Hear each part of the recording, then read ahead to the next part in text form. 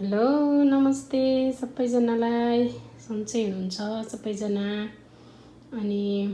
आज चाहिँ हैन हेर्नुस् है यो चाहिँ हाम्रो बारीमा फलेको सिमी चाहिँ सायद थर्ड टाइम होला हामीले खाँदैछौँ हैन फर्सीको मुन्टा थोरै छ म चाहिँ जोस प्रत्येक टाइम चाहिँ अलरेडी मिक्स गरेर पकाउनलाई चाहिँ थोरै टिपिरहेको छु हैन त्यति धेरै त छैन तर पनि हैन अनि जस यति हो नि खान पाएको छ कि आफ्नो बारीको अर्गानिक सो हेर्नुहोस् हाम्रो सिमी कस्तो राम्रो भएको छ है नेपालको सिमीको बिउ हो अनि बाबाले लगाइदिएको अनि यस्तो माया गरेर हेर्नुहोस् है कस्तो राम्रो छ फर्सीको मुन्टा हजुरहरूलाई कतिको मनपर्छ फर्सीको मुन्टा अनि सिमी कमेन्ट्समा भनिदिनु होला गाइज है त आज म यही पकाउँछु फर्सीको मुन्टा अनि सिमी अनि त्यसपछि आलु अनि सायद हल्का काउली पनि मिक्स गर्छु होला हैन मिक्स गरेर आज म तरकारी बनाउँछु आज फेरि नयाँ भ्लग आउँछ हेर्दिनु होला सबैजनाले अनि please please please please subscribe गरिदिनु होला हाम्रो च्यानललाई thank you so much love you all guys ल हेर्नुस् है सिमी फर्सीको मुन्टा आलु रेडी भयो यो चाहिँ म मिक्स गरेर बनाउँछु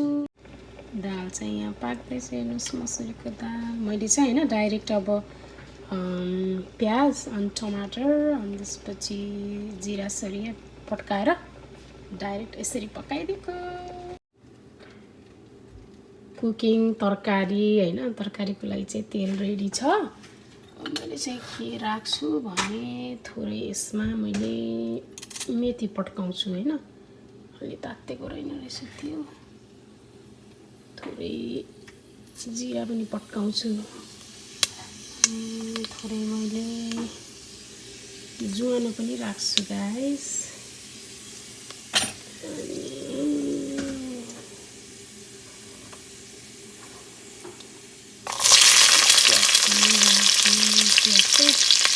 दालमा हाल्नुलाई चाहिँ यसरी छोटो बनाएर काटेको सानो सानो बनाएर छोटो सानो सानो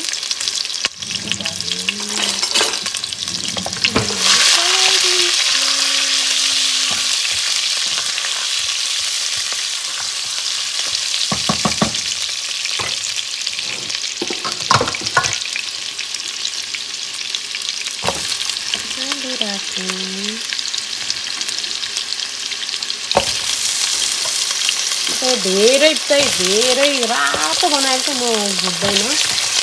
प्याजलाई चाहिँ हैन मलाई किन त्यस्तो नै राम्रो लाग्छ जुगा लाएर गाई यस्तो गाह्रो भएको छ कि हैन अब 5-6 दिन भइसक्यो नट फिलिङ वेल अनि सबैजना मेरो सानीहरूलाई पनि चलाएर हराउनु भयो मलाई पनि त्यस्तै मेरो त भोइस नै बसिरहेको अझै हेर्नुहोस् आलु हिँडेको अवस्था अब यो यति भएपछि चाहिँ मैले डढ्यो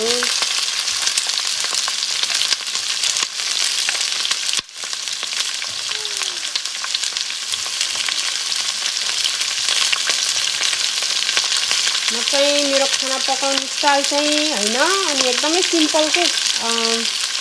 सिम्पल वेबाट पकाउँछु म त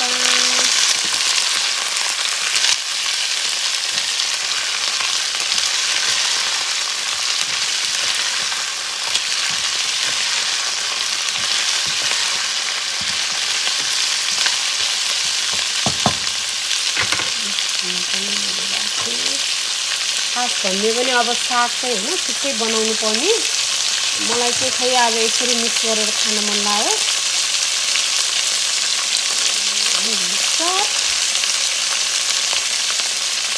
मैले राखिदिइहालेँ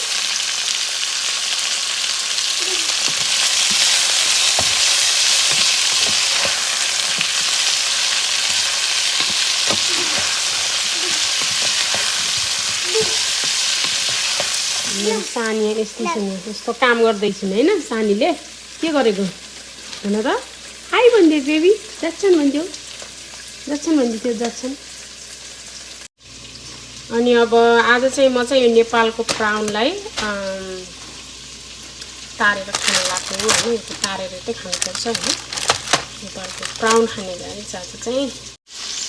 हेर्नुहोस् है तरकारी चाहिँ यस्तो भयो जिरा धनियाँको धुलो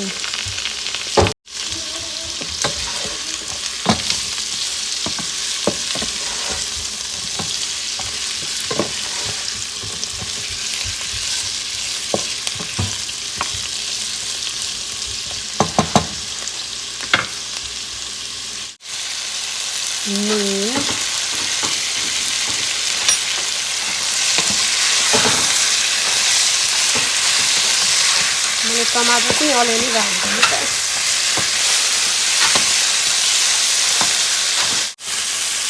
आलु चाहिँ मलाई पाकेको जस्तो फिल भयो पाक्यो अब चाहिँ मैले साग राखिदिन्छु यसमा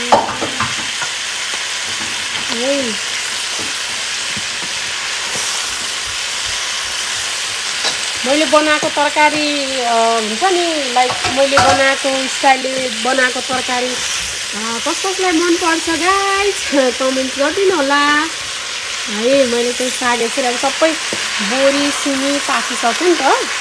अनि अब मैले चाहिँ यसरी यसमा चाहिँ मैले साग राखिदिएँ यो सागलाई चाहिँ धेरै पकाउनु परेन नि जस्ट 2-3 मिनट हुन्छ मैले चाहिँ अब आज एउटा हातले खिचिरहेको छु भिडियो एउटा हातले मैले चलाइरहेको छु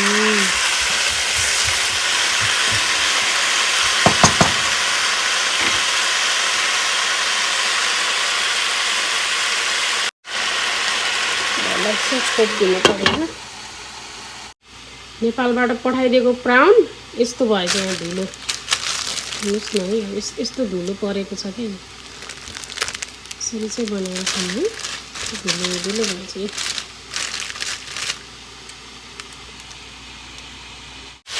तरकारी यस्तो भयो म चाहिँ यो तरकारीलाई चाहिँ खनाएर राख्छु ल आज चाहिँ हामीहरू हेर्नुहोस् है अघि मैले बनाएको थिएँ नि फर्सीको मुन्टा सिमी आलु मिक्स गरेर तरकारी अनि चिकन छ यो चाहिँ तरकारी भयो है अनि त्यसपछि यो चाहिँ मुलाको अचार यो चाहिँ चिकन दाल अनि यो चाहिँ नेपालबाट ल्याएको प्राउन अनि यो चाहिँ मैले केसरी बनाएको भने टमाटर त्यसपछि काँक्रा अनि प्याज अनि डल्ले खुर्सानी अनि टिमुर अनि टोमेटो मिक्स गरेर बनाएको अचार अनि आज प्याज आज चाहिँ हाम्रो खुर्सानी छैन हरियो खुर्सानी सो त्यही हो गाइस अनि हामीले खाएको भिडियो हेरेर इन्जोय गरिदिनु होला हजुरहरूलाई यस्तो मनपर्छ कि पर्दैन यस्तरी मैले बनाएको तरकारी अनि काँक्राको अचार यसरी मुला जहिले पनि काँक्रा भन्दो रहेछ ल अब हामीहरू चाहिँ खाना थाल्यो सबैजनालाई नमस्ते सब्सक्राइब चाहिँ गरिदिनु है पहिला है अब कस्तो छ त हाम्रो खाना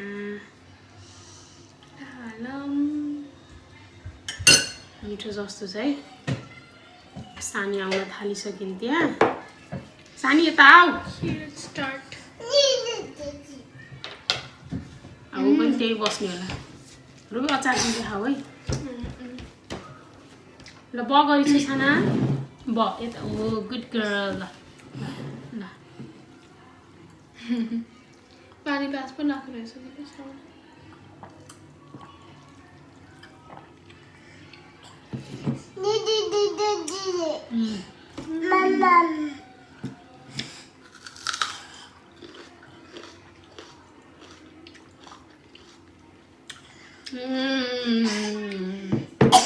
It's Spiro. Baby. ल म तिमीलाई दिन्छु प्राउन ल अब भिडियो बनाउन लाग्यो सानले धेरै दिँदैन अब ओ माई गड नि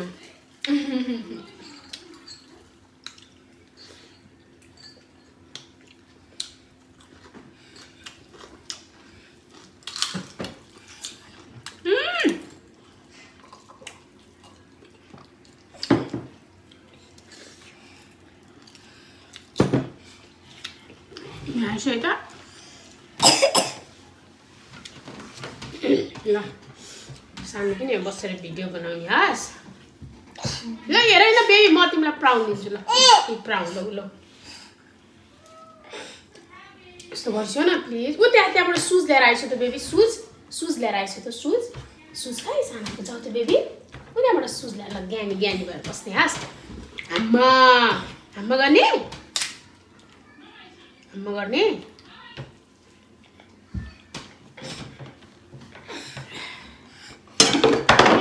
बाबा एकछिन बन्द गर्छु त